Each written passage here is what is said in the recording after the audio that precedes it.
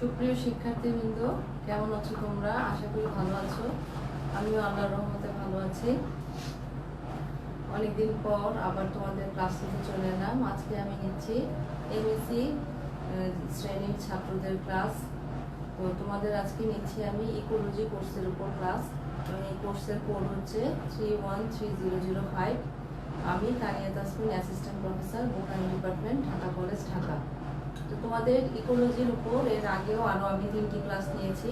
তো আজকে তোমাদের যে ক্লাসটি নেব তার টপিক হচ্ছে স্পেসিস ডাইভার্সিটি, প্রজাতির যে বৈচিত্র্যতা সেটি কিভাবে নির্ণয় করা যায় এবং প্রজাতির বৈচিত্র্যতা বলতে আমরা কি বুঝি, এই বিষয়ের উপর তোমাদের আজকে একটি ক্লাস নিচ্ছি।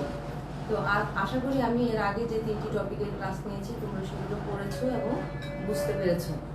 তো আজকে আমি তোমাদের প্রথমে বলতে চাচ্ছি যে স্পিসিস ডাইভার্সিটি জিনিসটি কি, বা জীব বৈচিত্র্য বলতে আমরা কি বুঝি।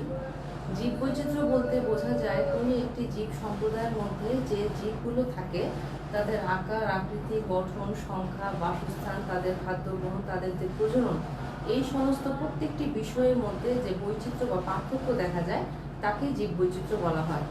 আমি তোমাদের সুবিধার জন্য বিষয়টি আরেকবার বলছি যে জীব বৈচিত্র্য বলতে আসলে কি বুঝি। জীব বৈচিত্র্য বলতে বোঝা যায় কোনো একটি জীব সম্প্রদায়ের মধ্যে বা কোনো একটি কমিউনিটির মধ্যে বা বিভিন্ন ইকোসিস্টেম আছে পৃথিবীর বিভিন্ন এলাকায়, সেই সব এলাকায় যে সমস্ত জীব সম্প্রদায় থাকে, এই জীব সম্প্রদায়গুলোর মধ্যে যে সমস্ত জীব থাকে তাদের মধ্যে আকার, আকৃতি, গঠন, সংখ্যা, বাসস্থান, তাদের প্রোডাক্টিভিটি, তাদের অ্যাবান্ডেন্স, তাদের খাদ্য গ্রহণ, তাদের প্রজনন, এই সমস্ত বিষয়ের উপর যে পার্থক্য দেখা যায় তাকে জীব বৈচিত্র্য বলে। এবং এই জীব বৈচিত্র্য আসলে কিন্তু এটা একটা প্রজাতির বৈচিত্র্যই বলা যায়। জীব বৈচিত্র্য এবং প্রজাতির বৈচিত্র্য দুটি একে অপরের পরিপূরক। এখন এখানে আরেকটি কথা হচ্ছে যে জীব বৈচিত্র্য সাধারণত দেখা যায় জিনগত কারণে এবং পারিপার্শ্বিক পরিবেশের কারণে হয়ে থাকে। তো এই জীব বৈচিত্র্যকে আমরা 3টি টপিকে ভাগ করে বর্ণনা করতে পারি, যেমন জেনেটিক বায়োডাইভার্সিটি, স্পেসিস বায়োডাইভার্সিটি এবং ইকোসিস্টেম বায়োডাইভার্সিটি। তাহলে আমি কি বলছি যে জীব বৈচিত্র্যকে আমি বা যে তোমার বায়োডাইভার্সিটি যেটা, তাকে আমি 3টি টপিকের উপর ভিত্তি করে আসলে আলোচনা করতে পারি। সেগুলো কি? একটা হচ্ছে জেনেটিক বায়োডাইভার্সিটি বা ডাইভার্সিটি, আরেকটা হচ্ছে স্পেসিস ডাইভার্সিটি এবং আরেকটা হচ্ছে ইকোসিস্টেম ডাইভার্সিটি। তো জেনেটিক ডাইভার্সিটি সাধারণত জিনগত পার্থক্যের কারণে জীবের মধ্যে দেখা যায়, এবং স্পেসিস ডাইভার্সিটি হচ্ছে প্রজাতিগত কারণে যে পার্থক্য দেখা যায় তাকে স্পেসিস ডাইভার্সিটি বলা হয়। আর ইকোসিস্টেম ডাইভার্সিটি হচ্ছে, আমি তোমাদের এর আগেও ক্লাসগুলোতে বলেছি যে সমগ্র পৃথিবীতে আমাদের যে বায়োস্ফিয়ার আছে, বায়োস্ফিয়ার জিনিসটা আমি তোমাদের বলেছিলাম যে হাইড্রোস্ফিয়ার, লিথোস্ফিয়ার, অ্যাটমসফিয়ার, এই সব কিছু মিলেই হচ্ছে একটা বায়োস্ফিয়ার হয়। এই সমস্ত এই যে 3টা এলাকা আমি বললাম যে হাইড্রোস্ফিয়ার, লিথোস্ফিয়ার এবং অ্যাটমসফিয়ার, এই সমস্ত এলাকার যত জীব আছে এই সমস্ত জীবগুলোকে একসাথে বলা হয় বায়োস্ফিয়ার। এখন পৃথিবীর সর্বত্র এই বায়োস্ফিয়ার একরকম নয়।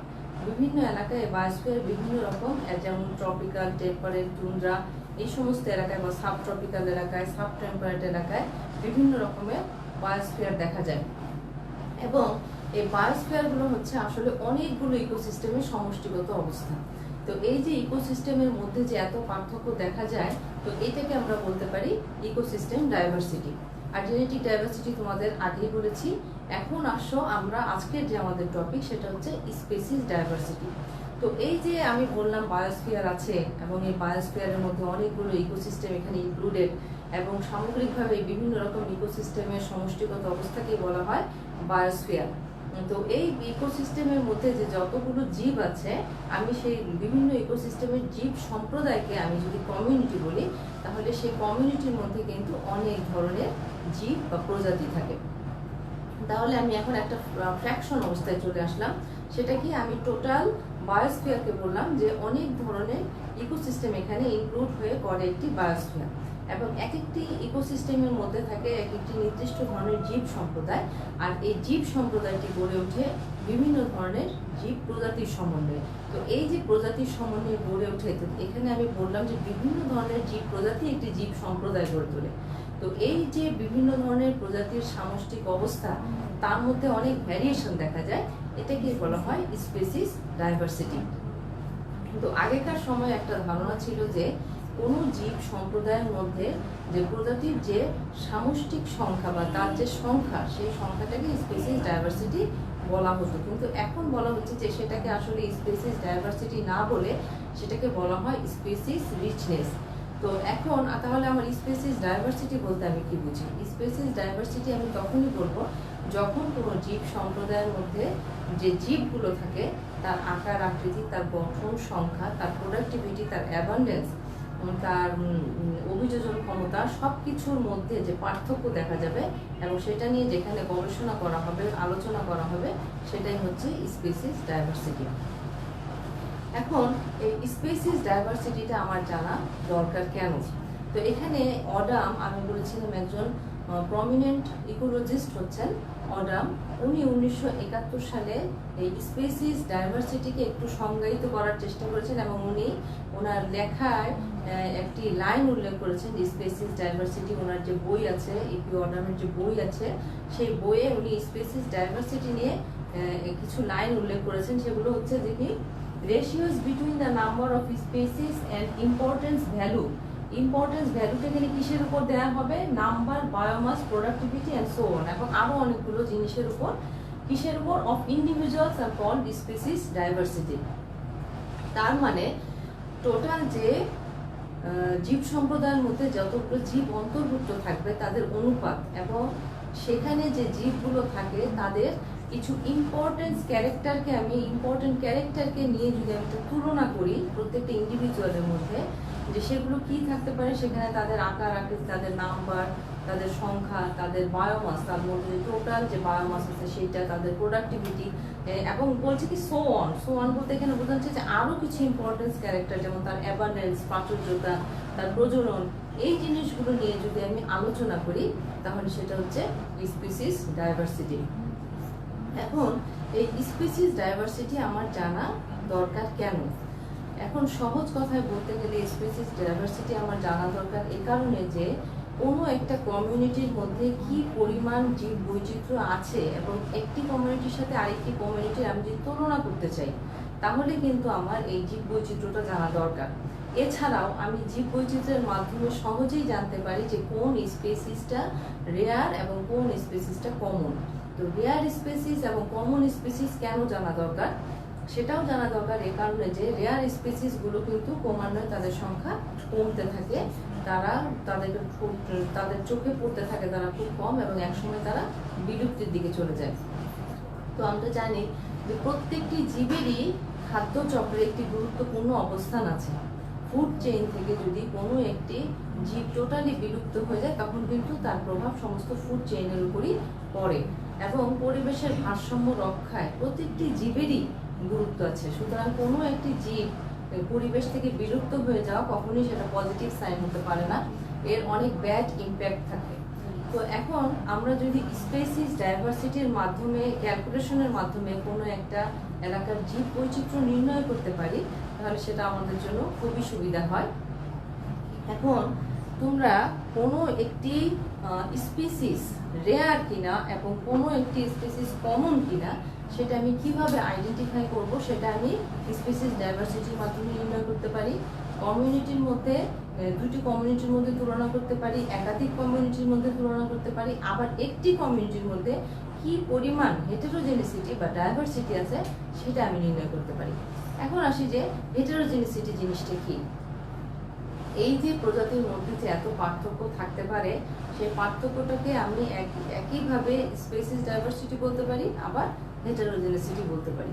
তো এই স্পেসিস ডাইভার্সিটি আমি নির্ণয়ের ক্ষেত্রে তখন আর ডাইভার্সিটি না বলে আমি বলবো হেটেরোজেনিসিটি, বা তার মধ্যে কি পরিমাণ ভ্যারিয়েশন আছে এই ভ্যারিয়েশনটাকে আমি স্পেসিস ডাইভার্সিটি ইন্ডেক্স অথবা হেটেরোজেনিসিটি, এই দুটো শব্দ ব্যবহার করতে পারি। কি বলতে পারি? স্পেসিস ডাইভার্সিটি ইন্ডেক্স অথবা হেটেরোজেনিসিটি, এই দুটো দ্বারাই কিন্তু বোঝায় যে কি পরিমাণ বৈচিত্র্য আছে।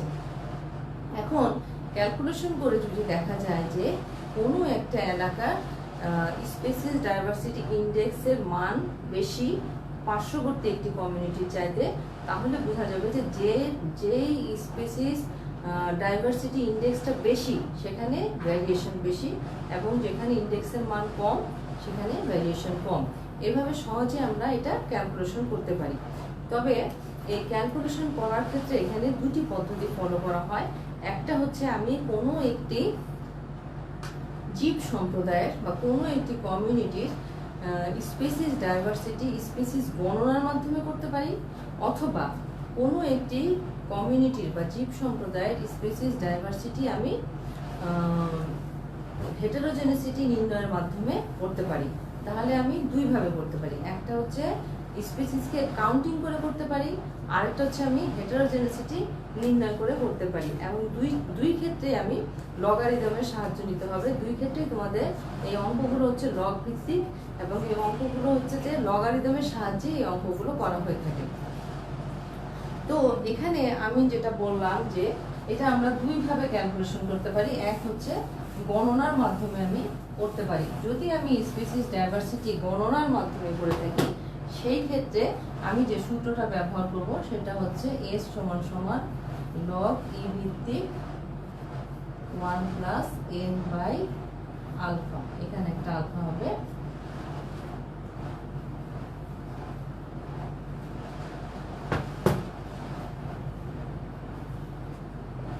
এই সূত্রটার সাহায্যে আমি গণনার মাধ্যমে কোনো একটা এলাকার স্পিসিস ডাইভার্সিটি নির্ণয় করতে পারি। এখন এখানে এস কি? এস হচ্ছে প্রজাতির সংখ্যা। এই এস হচ্ছে প্রজাতির সংখ্যা, যে ওই এলাকায় কি পরিমাণ প্রজাতি আছে তার সংখ্যাটা হচ্ছে এই যে এস।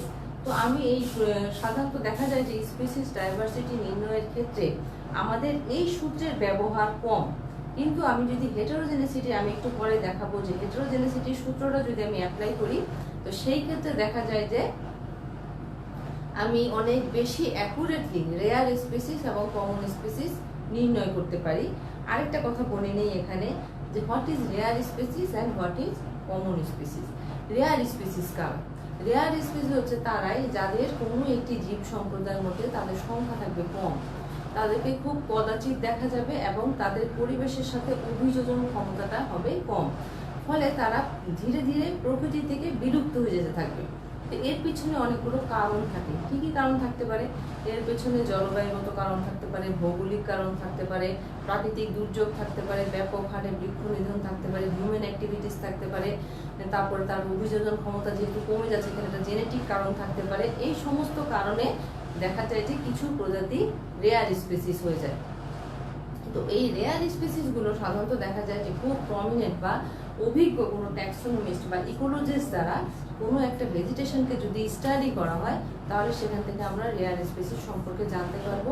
এছাড়াও আমরা সাধারণত কি করি, আমরা হার্বেরিয়াম শিট করি। তো দেখা যায় যে আমার বিগত বছরের বা পুরাতন কিছু হার্বেরিয়াম শিট এবং আমি নতুন করে কিছু যদি হার্বেরিয়াম শিট করি কোনো একটি নির্দিষ্ট জীব সম্প্রদায়ের উপর, তাহলে দেখা যাবে যে আমার পুরাতন হার্বেরিয়াম শিট এবং নতুন হার্বেরিয়াম শিটে এমন কিছু আমি উদ্ভিদ পাবো যেগুলোর সংখ্যা কমে গেছে। তাহলে আমি সেখান থেকে একটা কম্পেয়ার করে আমি বুঝতে পারবো যে আমার কোন উদ্ভিদের সংখ্যাটা কমে যাচ্ছে, এবং সেইভাবে আমি দেখলে আমার রেয়ার স্পিসিসটাকে আমি আইডেন্টিফাই করতে পারবো। এছাড়াও এমন থাকে কিন্তু যে এই সমস্ত গবেষণামূলক কাজ যারা করে তারা কিন্তু ফ্লোরার উপর বিভিন্ন বই প্রকাশ করে।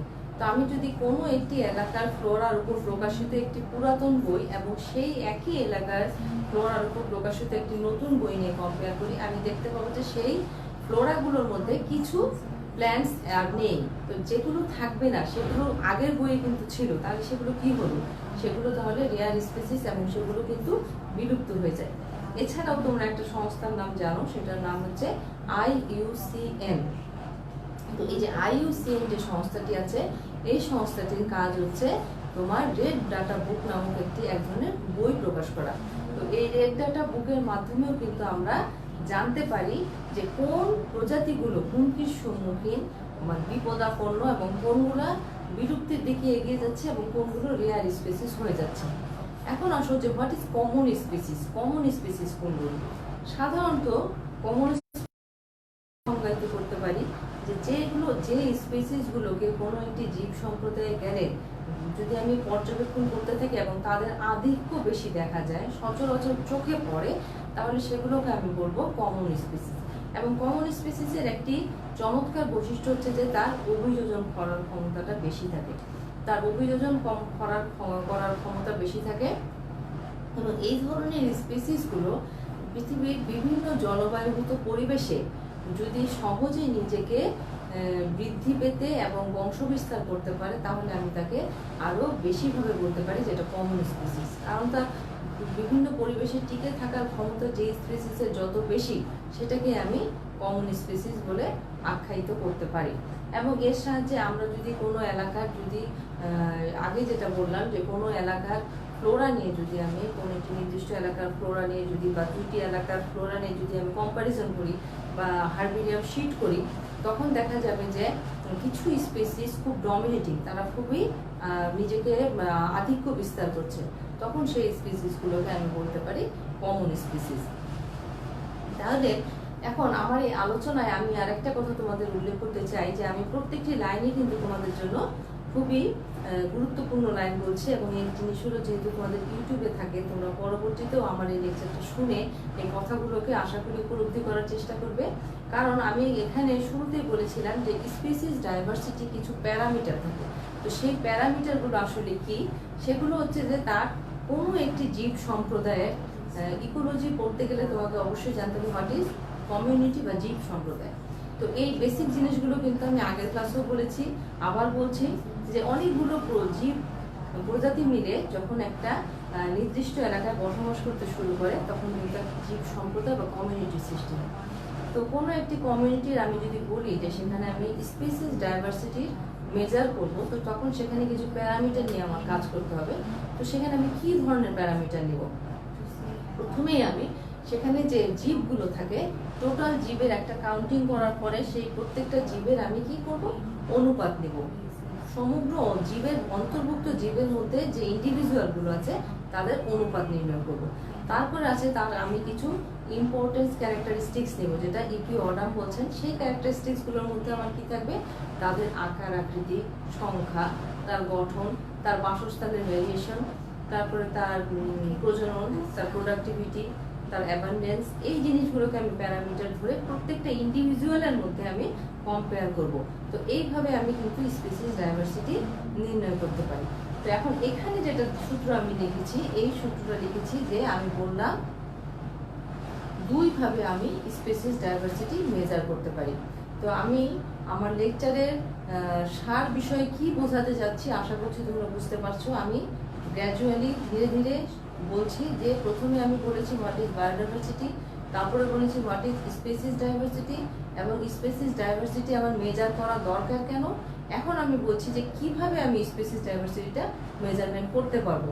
দুটি পদ্ধতির নাম বলেছি। একটি হচ্ছে আমি কোনো জীব সম্প্রদায়ে জীবগুলোকে কাউন্টিংয়ের মাধ্যমে স্পিসিস ডাইভার্সিটি নির্ণয় করতে পারি, এবং এই কাউন্টিং পদ্ধতির ক্ষেত্রে আমি যে সূত্রটা ইউজ করব সেটা হচ্ছে S = alpha log E 1 + n/α।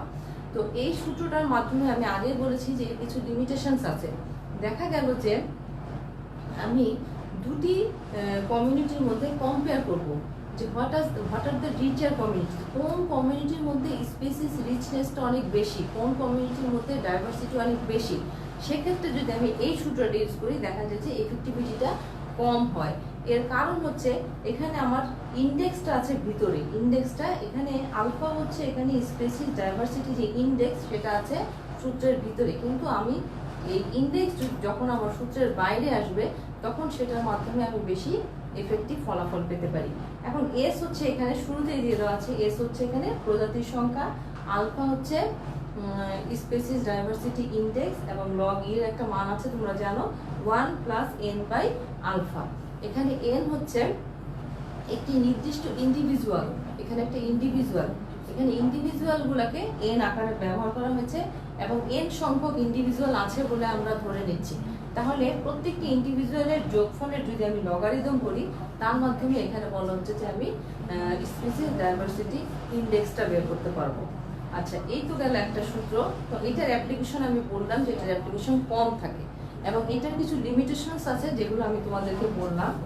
দেখা যায় যে আমি যদি মনে করি কোনো একটা কমিউনিটি, এখানে যদি দেই কমিউনিটি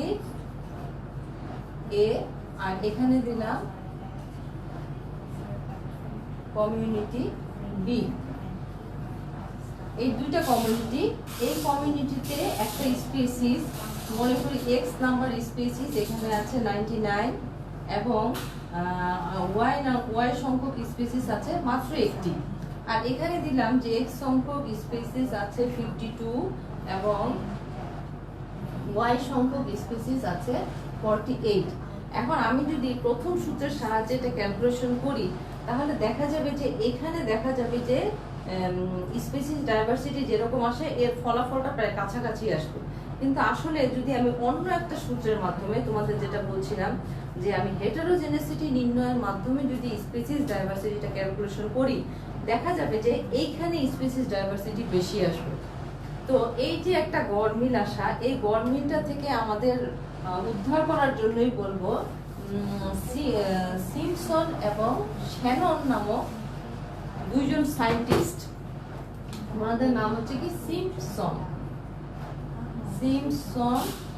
এন্ড শ্যানন উইনার। এই যে সায়েন্টিস্টের দল, ওনারা 1949 সালে স্পিসিস ডাইভার্সিটি বা হেটারোজেনেসিটি নির্ণয়ের জন্য একটা সূত্র দেন। সেই সূত্রটা কি? মাইনাস সামেশন এস, এখানে আই সমান সমান 1 PI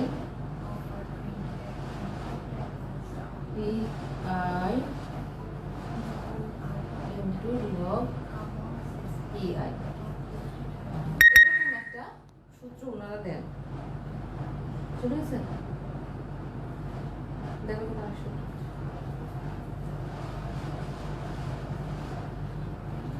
দুঃখিত ছাত্ররা, আমি ভেবেছিলাম আমার ওয়াইফাই কানেকশন চলে গেছে। আচ্ছা, এখন সিম্পসন এবং শ্যানন উইনার নামক সায়েন্টিস্টের একটি দল, ওনারা 1949 সালে হেটারোজেনেসিটি নির্ণয়ের একটি ফর্মুলা দেন। এইখানে এইচ হচ্ছে এখানে স্পিসিস ডাইভার্সিটি ইনডেক্স, যেটা এই পাশে আমি পেয়ে যাচ্ছি, এবং এখানে এস হচ্ছে স্পিসিসের সংখ্যা, টোটাল স্পিসিসের ওখানে ওই এলাকার টোটাল প্রজাতির সংখ্যা, আই এর মান হচ্ছে 1, এবং এখানে পিআই দ্বারা বোঝানো হয় যে অন্তর্ভুক্ত যে প্রজাতিগুলো আছে সেই প্রজাতিগুলোর অনুপাত, এবং সেই অনুপাতকে আমি লগ ই ভিত্তিক পিআই করব। তো এখন এই ক্যালকুলেশনটা তোমরা সবাই বাসায় করবে। আমি এখানে দেখিয়ে দিচ্ছি, একটু আগে দেখিয়েছিলাম যে কমিউনিটি 1 এবং কমিউনিটি 2। আমি যদি এখানে আবার সেটা লিখি যে কমিউনিটি 1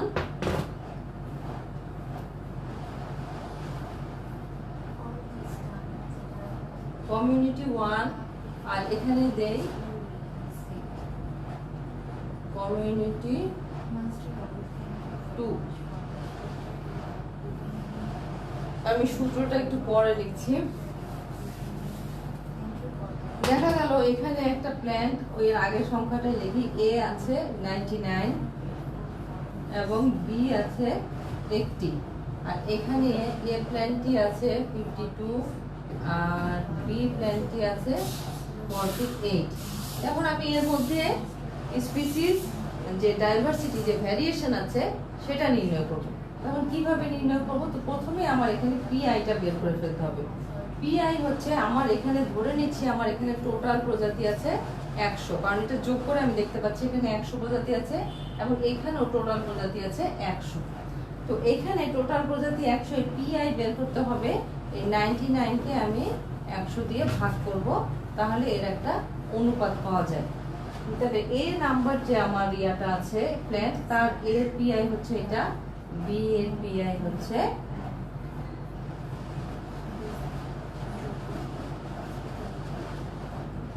এটা। এইভাবে আমি পিআই পেয়ে যাব, এবং এই পাশে আমি যদি এ বের করি, এইটা পিআই হচ্ছে এরকম, এবং বি এর পিআই হচ্ছে এরকম। এরপর আমি সূত্রে ফেলে এখানে একটা হেটারোজেনেসিটি পাবো, মাইনাস সামেশন, এখানে দিব একটা পিআই লগ এই ভিত্তিক ক্রিয়ায় আগের জন্য একটা সূত্র হবে মাইনাস সামেশন এখানে হচ্ছে পিআই এবং লগ ভিত্তিক ক্রিয়া। তো এখন এখানে উভয় ক্ষেত্রে কিন্তু মাইনাস আছে। এই মাইনাসটা দেখা যাবে যে আমি যখন এই দুইটার মান বের করবো এখানে মাইনাস মান পাওয়া যাবে এবং গুণ আকারে পরে এটা প্লাস হয়ে যাবে। এখানে আমি দিচ্ছি কি 0.99 আর লগ ই ভিত্তিক ইয়ে মানে হচ্ছে 9.99 বাই লগ 2। এটা আশা করি তোমরা সবাই জানো। এবং এখানে যেহেতু দুইটা মান আছে প্লাস হচ্ছে এটা গুণ আকারে হবে এখানে প্লাস এরকম ইনটু বাই লগ 2। আবার এই পাশে যদি আমি মানগুলো লিখি তাহলে হবে minus summation 0.52 into 0.52 by log 2 plus 0.48 into 0.48 by log 2। এখন তোমরা যদি এটা ক্যালকুলেশন করো দেখবে যে লগ 2 দ্বারা এটাকে ভাগ করে এখানে কিন্তু মাইনাস ফল আসবে এবং এখানেও মাইনাস ফল আসবে। এই মাইনাস গুলো পরে সামনের মাইনাস দিয়ে গুণ হয়ে এখানে একটা প্লাস মান আসবে যেটা আসে 0.08 এবং এখানে একটা আসে হচ্ছে 1। তো আমি বলেছিলাম যে হেটারোজেনেসিটি ইনডেক্সের মান যত বেশি হবে তত হচ্ছে আমার সেখানে আমি ধরে নিব যে সেখানে ডাইভার্সিটি তত বেশি। এবং এই ক্যালকুলেশনটা তোমাদের কিন্তু ফাইনাল এক্সামে আসে, এটা অবশ্যই করতে হবে। এবং অঙ্কটা কিন্তু তোমরা ক্যালকুলেটরের সাহায্যে করতে পারো এবং লগ ই ভিত্তিক মান মানে হচ্ছে যে লগ 2টা নিচে থাকবে। তো এখন তোমরা এইভাবে দেখতে পাচ্ছ যে এই কমিউনিটি 1 এর হেটারোজেনেসিটি 0.08 আর এখানে হচ্ছে 1। তাহলে এটা হচ্ছে হেটারোজেনেসিটির মান যেখানে বেশি সেখানে স্পিসিস রিচনেস বা স্পিসিস ডাইভার্সিটি এগুলো অনেক বেশি থাকে। এখন বিভিন্ন কারণে কিন্তু কোনো একটা এলাকার প্রজাতির মধ্যে এরকম বিশাল পার্থক্য হয়ে থাকে এবং এই প্রজাতির বৈচিত্র্য একটি গুরুত্বপূর্ণ বিষয়। প্রজাতির বৈচিত্র্য যত বেশি থাকবে সেই জীব সম্প্রদায় তত রিচ হিসাবে আমরা সেটাকে ধরব।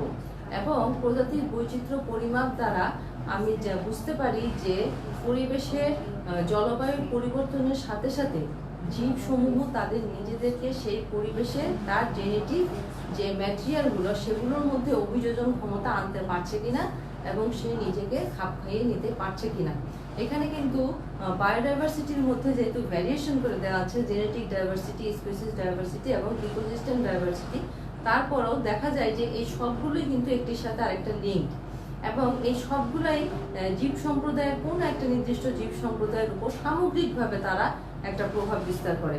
কোনোটাই আলাদাভাবে এককভাবে আধিপত্য বিস্তার করতে পারে না। কারণ দেখা যাচ্ছে যে জেনেটিক ডাইভার্সিটির সাথে স্পিসিস ডাইভার্সিটির একটা গভীর সম্পর্ক আছে, আবার ইকোসিস্টেম ডাইভার্সিটির সাথেও স্পিসিস ডাইভার্সিটির সম্পর্ক আছে।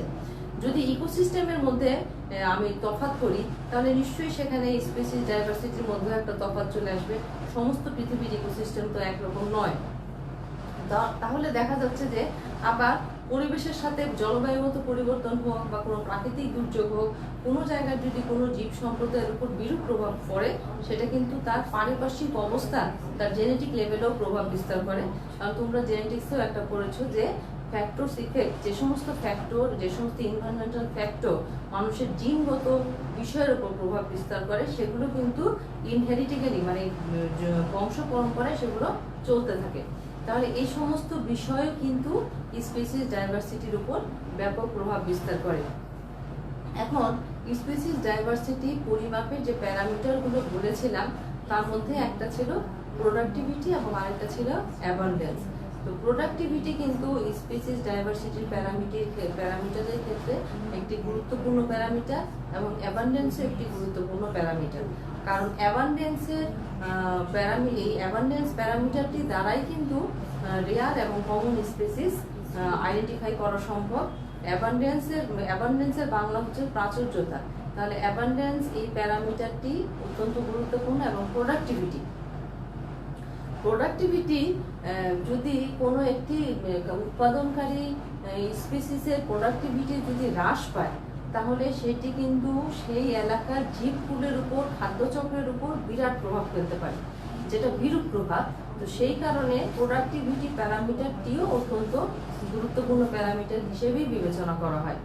এখন আশা করি আজকের লেকচারের মাধ্যমে আমি কি বোঝাতে চেয়েছি তোমরা বুঝতে পেরেছো, এবং আমি তোমাদের আলোচনায় বলে দিয়েছি যে স্পিসিস ডাইভার্সিটির কিভাবে নির্ণয় করা যায়, এবং এইটা নির্ণয় করলে আমরা কি জানতে পারি, স্পিসিস ডাইভার্সিটি নির্ণয় করা দরকার কেন, এবং এই ম্যাথমেটিক্সটা যে অঙ্কটা, এই অঙ্কটা তোমাদের এই ক্যালকুলেশনগুলো তোমাদের ফাইনাল এক্সামে আসে। তো সেই জন্য তোমাদের এই টপিকটা আমি মনে করি ভালোভাবে আত্মস্থ করা উচিত, এবং তোমরা আমাকে এখানে কমেন্টে কমেন্ট করতে পারো, যার দ্বারা আমি হয়তো জানতে পারবো যে তোমাদের কোথায় কোনো সমস্যা আছে কিনা, বা সামনের ক্লাসে সেটা নিয়ে আমি তোমাদের সাথে কথা বলতে পারবো। তো আজকের এই টপিকটা তোমরা বাসায় অবশ্যই প্র্যাকটিস করবে, এই ক্যালকুলেশনগুলো প্র্যাকটিস করবে, এবং সবাই ভালো থাকবে এই এই এই আশাবাদ ব্যক্ত করে আজকের ক্লাস এখানে শেষ করছি।